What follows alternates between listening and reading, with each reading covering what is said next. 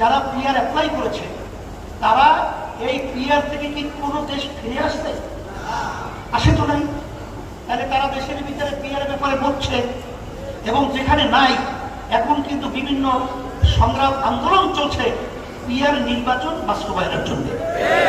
আব্দুল ওয়াল সহ আমাদের ইন্ডিয়ান ভাই সহ অনেক বক্তারা দিয়েছেন, আমি নতুন ভাবে আর বাড়াতে চাই না। তবে আমরা কি চেয়েছি, এই জুলাই সনদ নির্বাচিত সরকার আইনে বৈধতা দেবে না, নির্বাচনের আগেই জুলাই সনদকে বৈধতা দিতে হবে।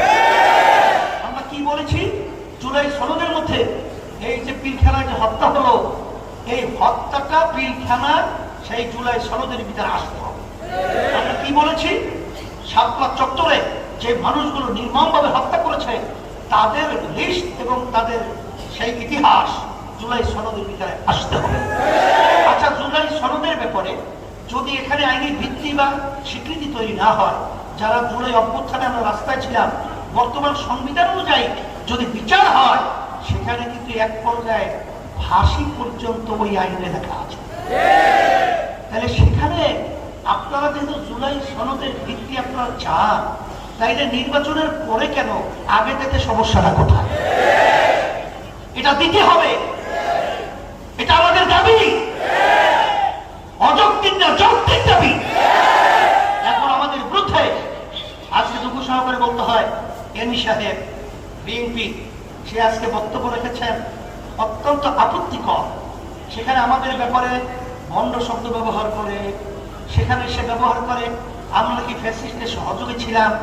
আমি বলবো এই প্রশ্ন আপনার জাতির কাছে বা কাউকে না শুনিয়ে আপনি আপনার দলের সেক্রেটারি জেনারেল মহাসচিব মির্জা ফখরুল সাহেবের কাছে জিজ্ঞাসা করেন, আপনি বরকতুল্লাহ ভুলু সাহেবের কাছে জিজ্ঞাসা করে রাখেন, আপনি মেজর হাবিব সাহেবকে জিজ্ঞাসা করে রাখেন যে ফ্যাসিস্টের বিরুদ্ধে ইসলামী আন্দোলনের ভূমিকা কি ছিল, অবস্থান কি ছিল।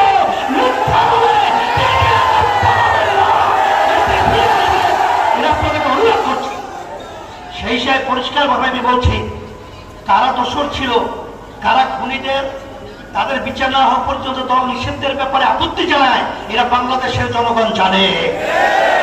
জুলাই চেতনা কি, এটা আপনার ভার্সিটি চাবি, সেখানে নির্বাচনের মধ্যে আপনাদেরকে কলঙ্ক ইতিহাস রচনা করেছে।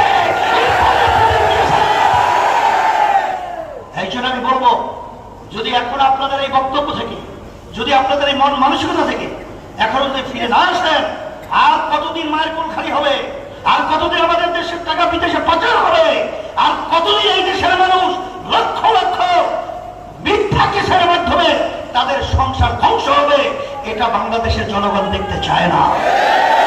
এর পরিবর্তনের জন্যই আমরা আওয়ামী লীগ দেখেছি, বিএনপি দেখেছি, আমরা জাতীয় পার্টি দেখেছি, কিন্তু আমরা ইসলাম দেখি নাই।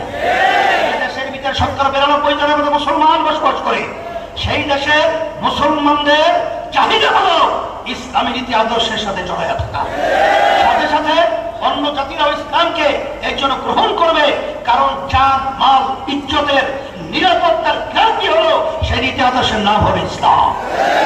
আমি আর কথা বেশি লম্বা না করে, আপনারা কষ্ট করে এসেছেন, প্রশাসন আমার ভাইদেরকে এবং সাংবাদিক ভাইদেরকে ধন্যবাদ জানাচ্ছি।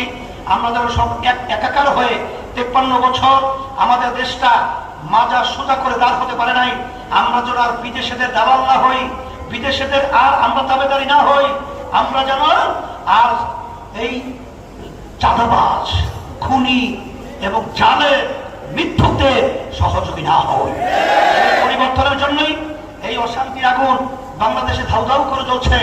এই শান্তির প্রতীক হাত পাখা, এই হাত পাখার বাতাসের মাধ্যমে এই দেশকে শান্তি করে, দুনিয়াতে শান্তি, আখিরাতে মুক্তির লক্ষ্যে আমি আপনাদের সন্তান, আমি আউয়াল সাহেব, আপনারা তো পরিচিত জানেন, তার হাতে উঠিয়ে দিয়ে আপনাদের সামনে আমানত হিসেবে রেখে গেলাম।